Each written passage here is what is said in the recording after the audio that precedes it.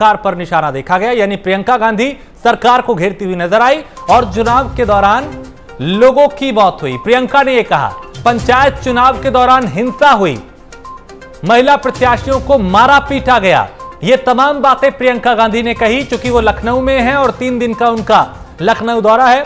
दूसरी लहर में पंचायत चुनाव कराए गए। प्रियंका ने यह भी कहा, और लोकतंत्र को बचाने यूपी आई हूं, यानी उन्होंने अपने दौरे को लेकर कहा कि उत्तर प्रदेश में इसलिए आई हूं ताकि लोकतंत्र को बचाया जा सके। उत्तर प्रदेश में लोकतंत्र का चीरहरण हुआ है, सरकार ने पुलिस प्रशासन का दुरुपयोग किया है और मैं जनता के पक्ष में आई हूं। तो ये तमाम बातों का जिक्र प्रियंका गांधी ने किया और इन बातों के सहारे, इस बयान के सहारे वो सरकार को घेरती हुई नजर आई।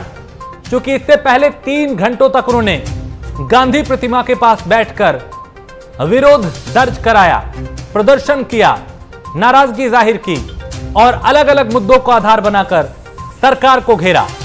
कुल मिला के 2022 विधानसभा चुनाव से पहले कांग्रेस भी अब पूरी तरह से एक्टिव दिखाई दे रही है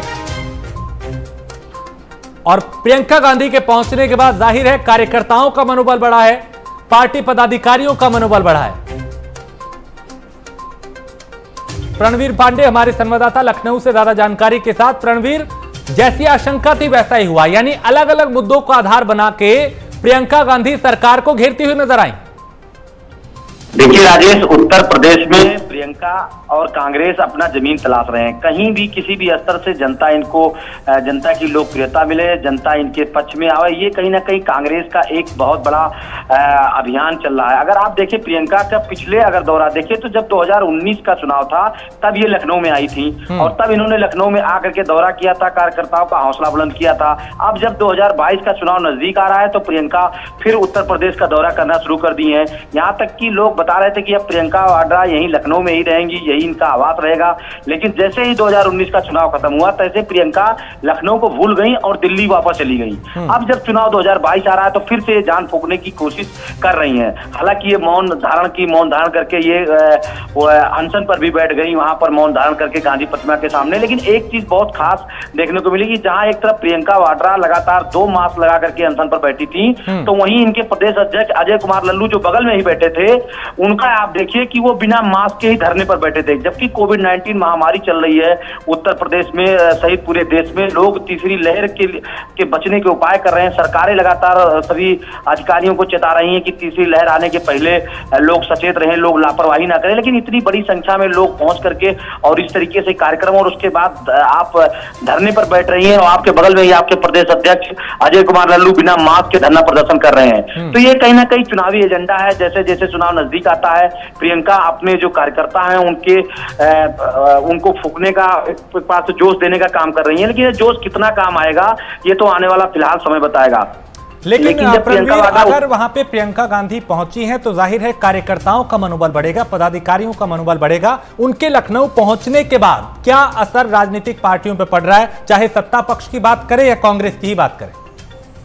देखिए, अगर बात करें सत्ता पक्ष की या कांग्रेस की, तो कांग्रेस के तो कार्यकर्ता लगातार निश्चित तौर पे इनके आने से उनके अंदर मनोबल तो एक बढ़ रहा है। लेकिन इस मनोबल को बरकरार रखने के लिए, इस जोश को बरकरार रखने के लिए कहीं ना कहीं प्रियंका को लखनऊ में, उत्तर प्रदेश में अपना समय देना पड़ेगा।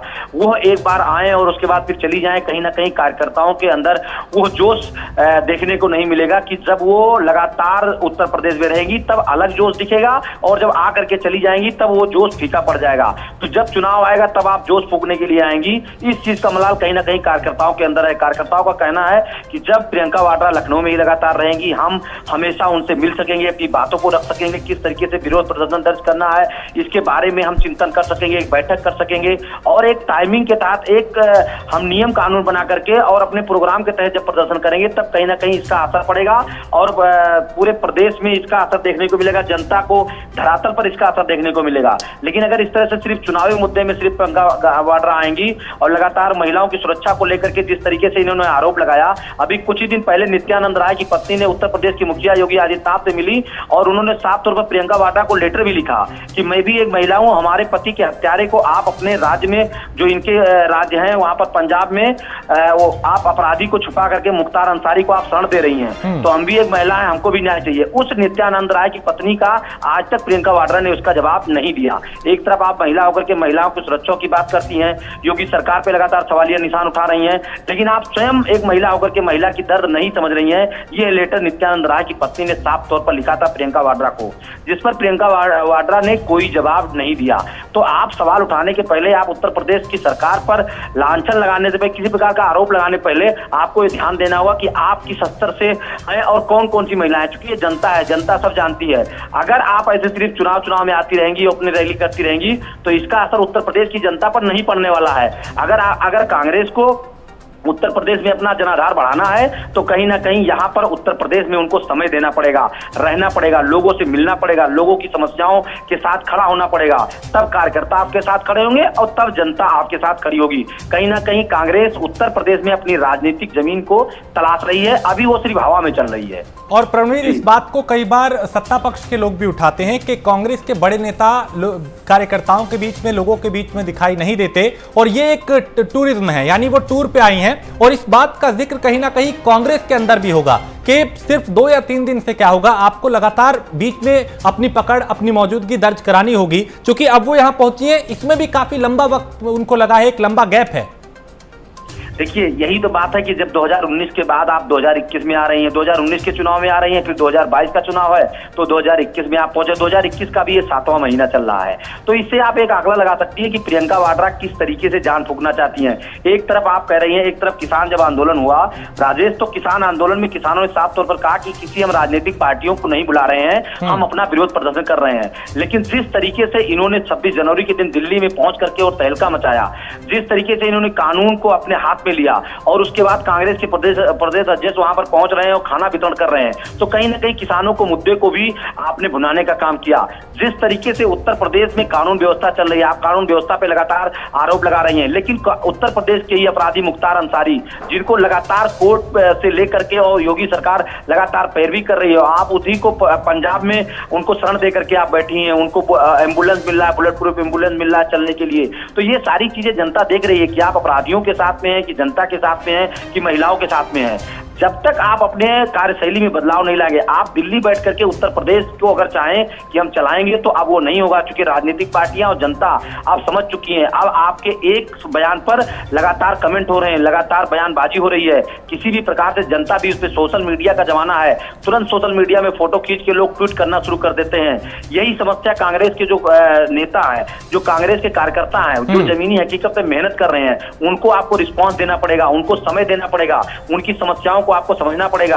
आज जो कांग्रेसी कार्यकर्ता कई वर्षों से कांग्रेस की सेवा करते चले आ रहे हैं, आज उनको जमीनी हकीकत में कहीं उनको पैठ नहीं मिल रही है। जो मोटे मोटे जो पुराने राजनेता हैं उनको आप पद दे रहे हैं, युवा लगातार भटक रहे हैं, तो कहीं ना कहीं इन सब चीजों पे आपको ध्यान देना पड़ेगा। जो उत्तर प्रदेश की कमेटी है, जो उत्तर प्रदेश की टीम है, उसमें आपको अपने कार्यकर्ताओं को चिन्हित करके उनको मजबूत करना पड़ेगा। जमीनी हकीकत पे आपके जो कार्यकर्ता जमीन में दबे हुए हैं उनको भी उठा करके आपको सीट पर बैठाना पड़ेगा।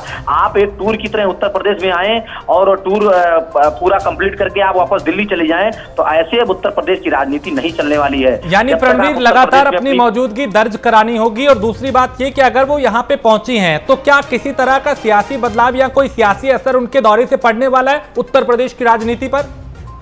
देखिए, प्रियंका वाड्रा एयरपोर्ट पे पहुंची, उनका जो कार्यक्रम था तय कार्यक्रम के अनुसार वो लगातार अपने कार्यक्रम को करती हुई चली आ रही थी। माल्यार्पण के समय इन्होंने गांधी प्रतिमा के सामने अनशन पर बैठ गई, मौन अनशन पर।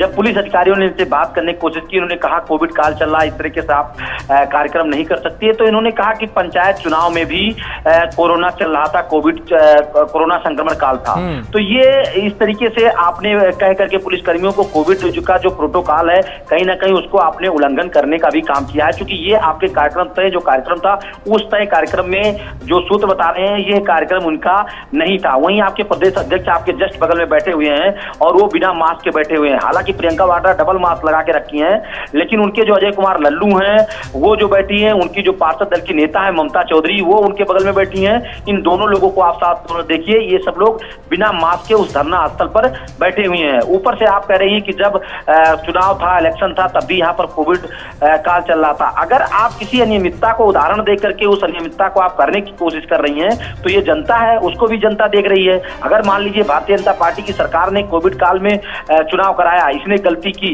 अब आप भी वही चीज दोहरा रही हैं, तो आप भी भारतीय जनता पार्टी में अंतर कहां रह गया? जो चीज भारतीय जनता पार्टी ने किया वही चीज आप भी दोहरा रही हैं। तो ये जनता है, जनता के लिए आप सकारात्मक जब चीजें लेकर के आएंगी जमीनी हकीकत पर, जब जनता के लिए आप सही चीज प्रेजेंट करेंगी और कार्यकर्ता जो आपके लिए मेहनत कर रहे हैं जब उनको आप एक स्थान देने का काम करेंगी तब आपको स्थान मिलेगा। और उत्तर प्रदेश में आपको रहना होगा, समय देना होगा, लोगों के साथ मिलना समय देना होगा और लोगों के बीच में रहना होगा, अपनी मौजूदगी हर पल दर्ज करानी होगी। बहुत शुक्रिया प्रणवीर इस तमाम जानकारी के लिए। तो प्रियंका गांधी लखनऊ पहुंची हैं और एक